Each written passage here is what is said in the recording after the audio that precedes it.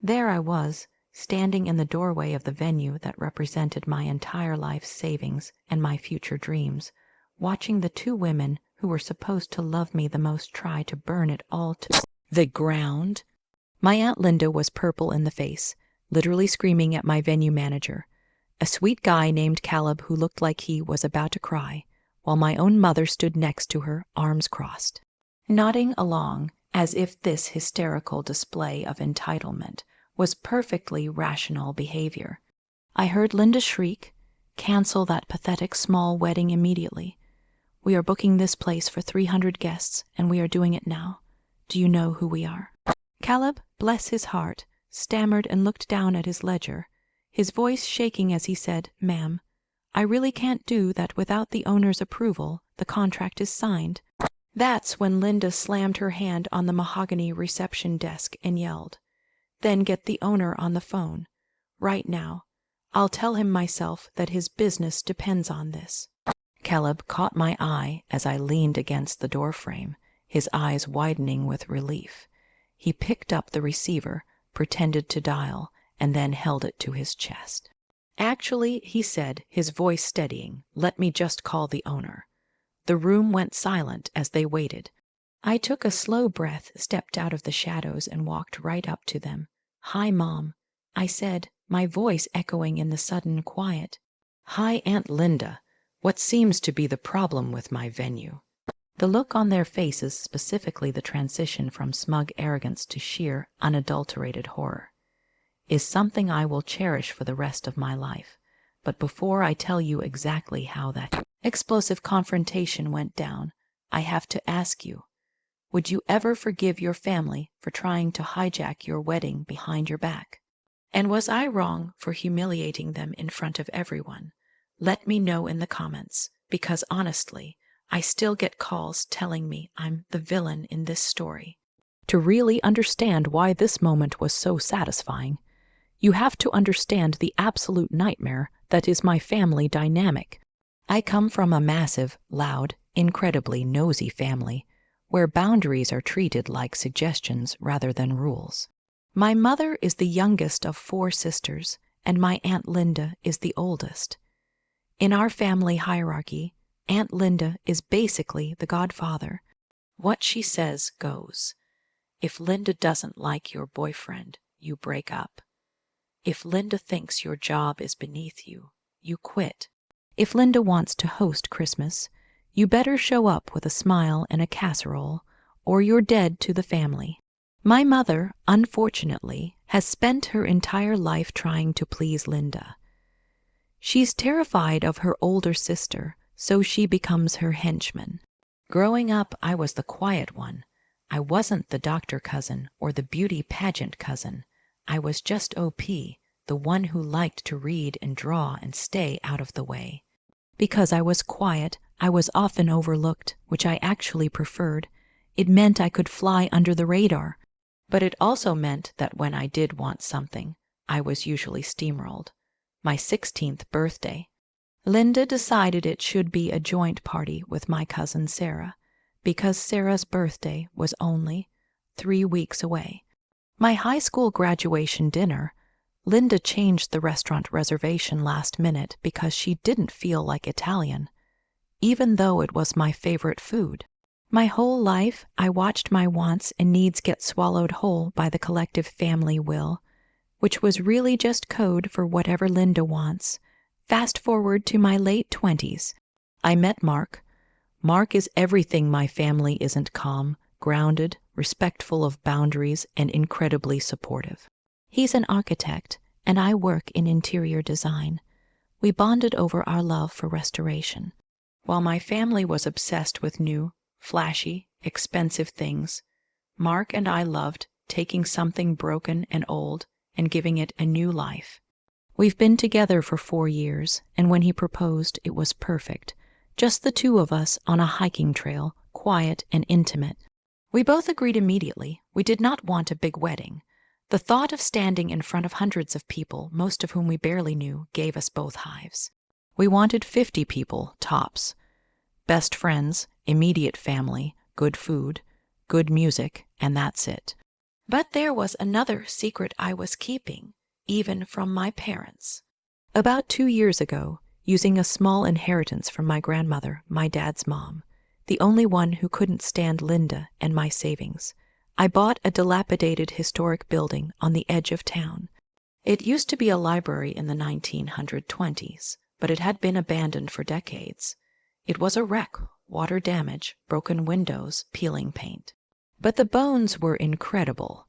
High ceilings, arched windows, original hardwood. I bought it under an LLC, so my name wouldn't appear on public listings easily. I didn't tell my family because I knew what would happen. Linda would have opinions. She would tell me it was a money pit, or worse, she would try to take over the design. "Oh, you should knock down this wall," or "Why don't you paint this beige?" I wanted this to be mine. For 2 years, Mark and I spent every weekend there.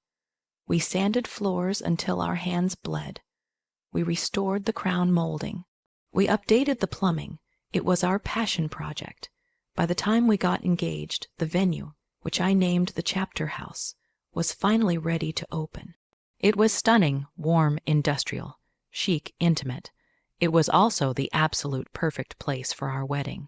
We decided we would be the first event. It felt poetic. We set the date and we started the planning. The trouble started the moment we announced the engagement.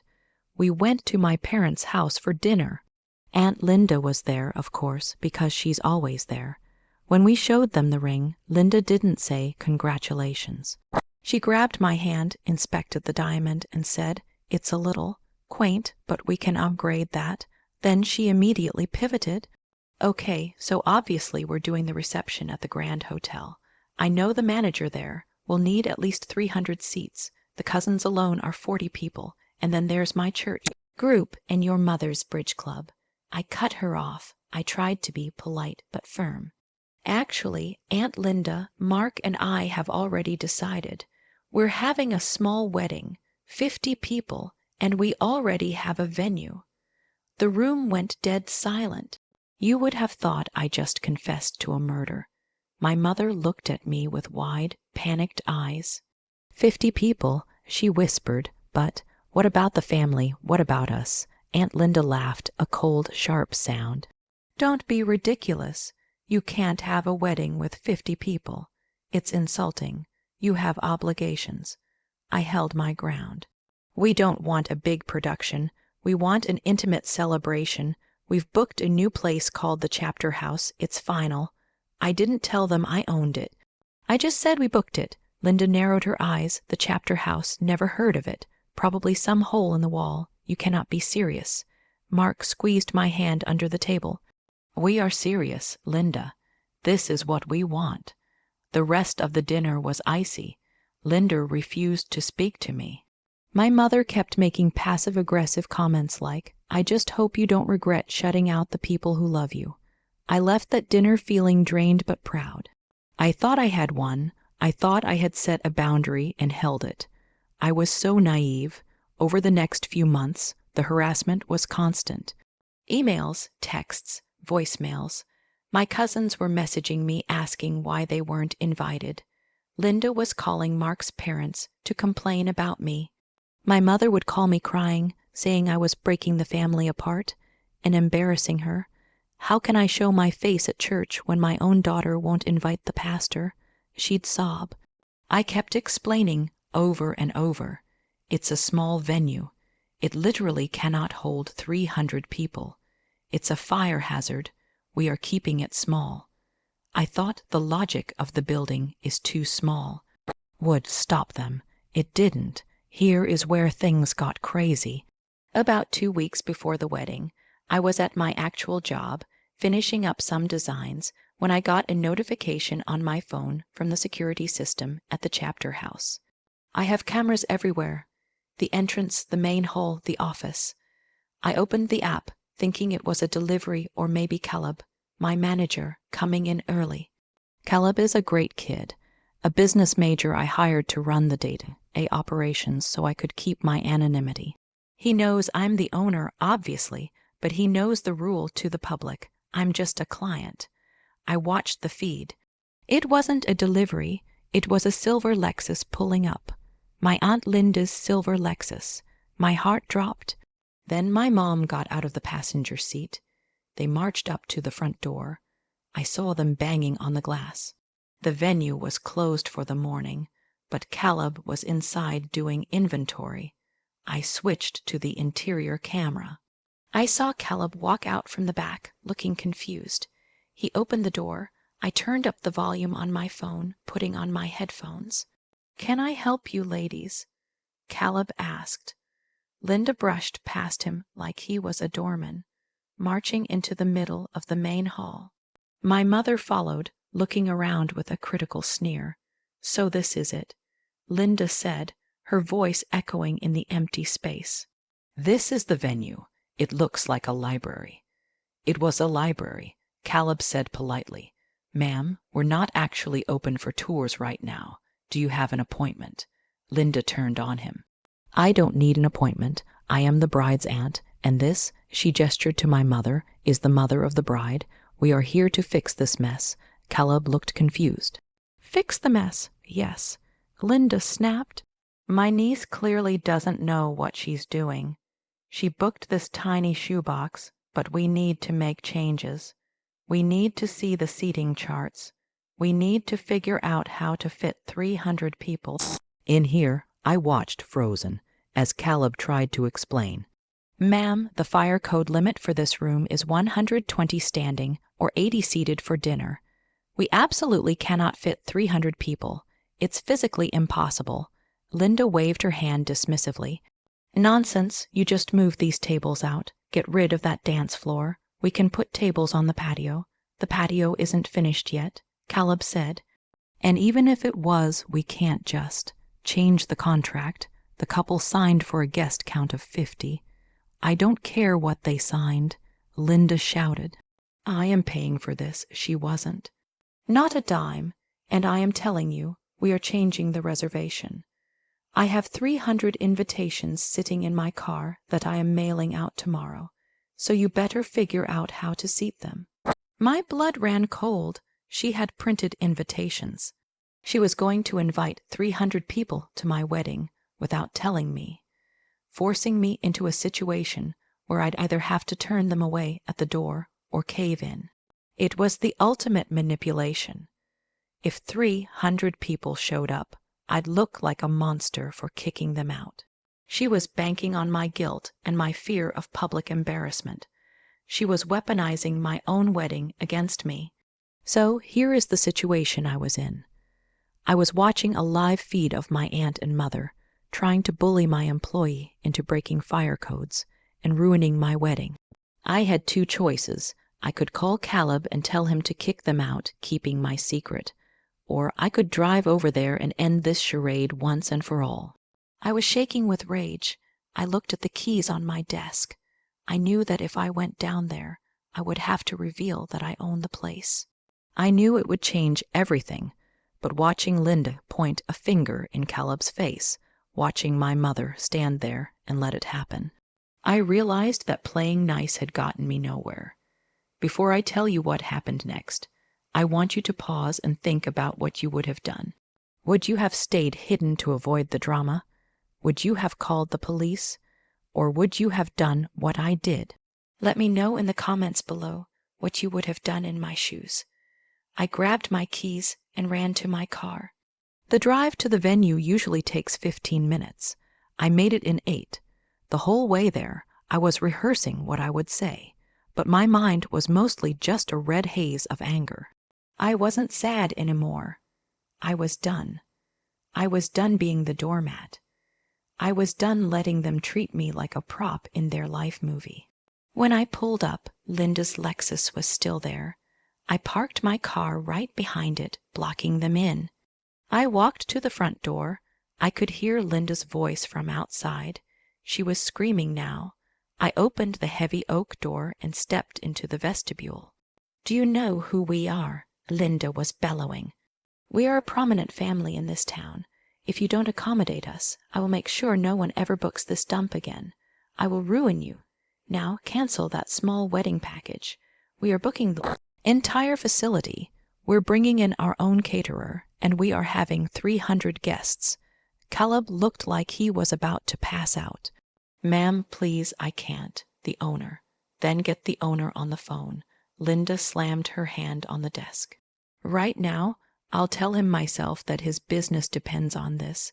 Caleb saw me. He breathed out. Actually, he said, let me just call the owner. He held the phone to his chest, not dialing. The room went silent. The air conditioner hummed. Linda was huffing, her chest heaving. My mom was inspecting a flower arrangement with a look of disdain. I stepped fully into the room. My heels clicked on the hardwood floor I had sanded with my own hands. Hi, Mom, I said. They both spun around. My mom looked guilty immediately, her hand flying to her mouth. Linda just looked annoyed. Up, Linda snapped. Thank God you're here. You need to talk some sense into this incompetent boy. He's refusing to accommodate the family. I've already printed the new invitations, so tell him to open up the extra space. I walked past them and went behind the reception desk. I stood next to Caleb. I put a hand on his shoulder. You're doing a great job, Caleb. Why don't you go take a break in the back office? I'll handle this. Caleb nodded, shot me a grateful look, and disappeared. I turned to face them. I placed my hands on the desk. My desk. Hi, Aunt Linda. What seems to be the problem with my venue? Linda rolled her eyes. Your venue, don't be dramatic. We're trying to fix your mistake. You booked a closet. We need space. Now tell the manager to no, I said.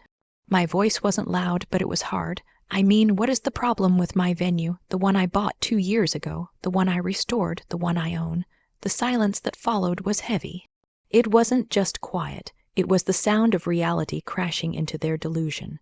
My mom spoke first. What do you mean you own it? I mean I am the owner, I said.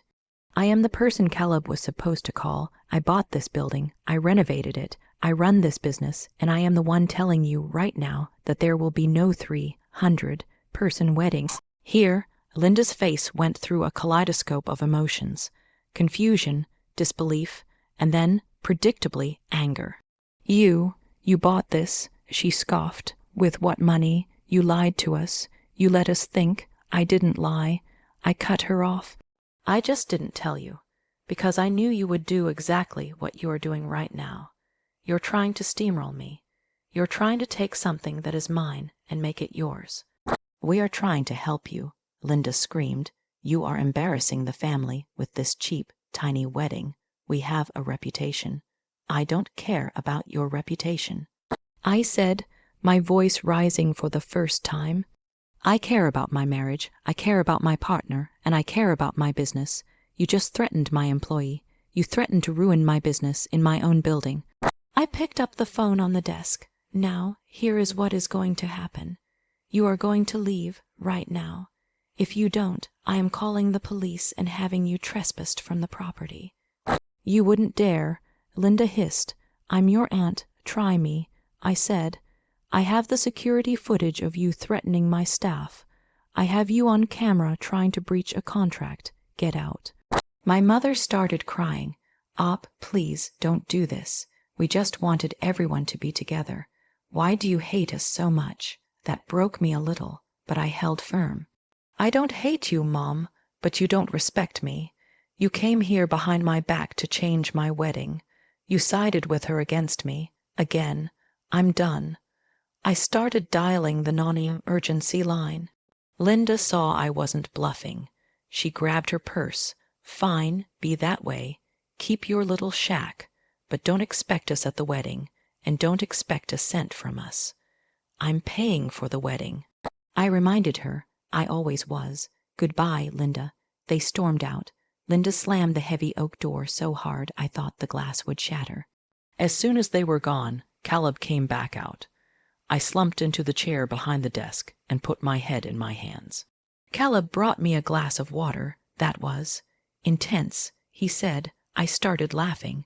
It was a hysterical, stressed laugh, but it felt good. The aftermath was exactly what you'd expect. Linda went on a smear campaign. She told the whole family I was mentally unstable.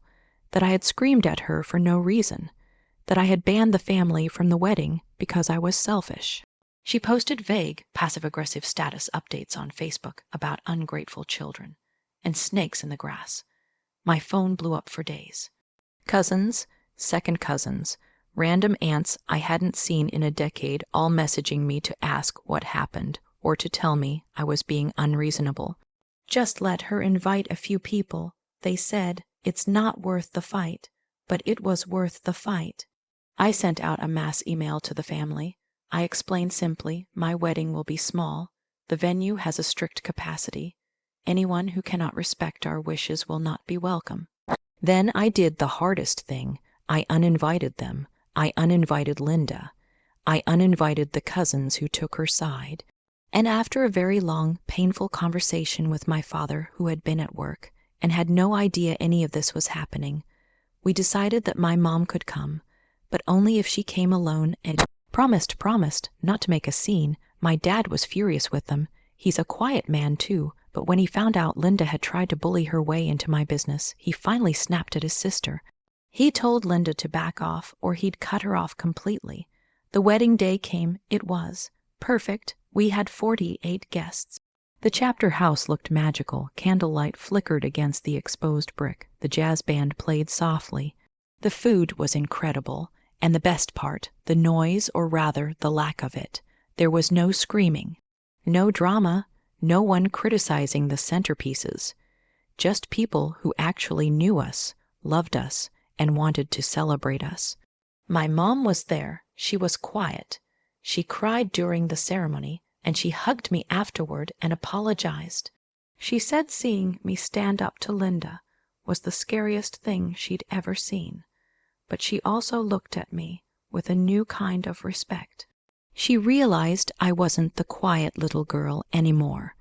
I was a business owner, a wife, and a woman who wasn't afraid to protect her peace. We're now 6 months post-wedding. The business is booming. The chapter house has become one of the most sought after small venues in the state, ironically because people love how intimate and exclusive it feels. Aunt Linda still hasn't spoken to me, which honestly has been the best wedding gift she could have given me. The cousins are slowly coming back around now that they realize Linda lied about what happened. But our relationship is different now. I keep them at arm's length. So that's the story of how I kicked my family out of the venue I secretly owned. It taught me that family isn't a free pass to trample over boundaries. Sometimes you have to burn a bridge to stop the enemy from crossing it. And honestly, I'd do it again in a heartbeat. If you've ever had to deal with a toxic family member trying to ruin your big day, hit that like button because I know you feel my pain. If you want to hear more stories about people getting what they deserve, make sure you subscribe to the channel. And seriously, I want to read your thoughts. Was uninviting them too harsh? Or was it exactly what they needed? Drop a comment below. I'll see you all in the next story.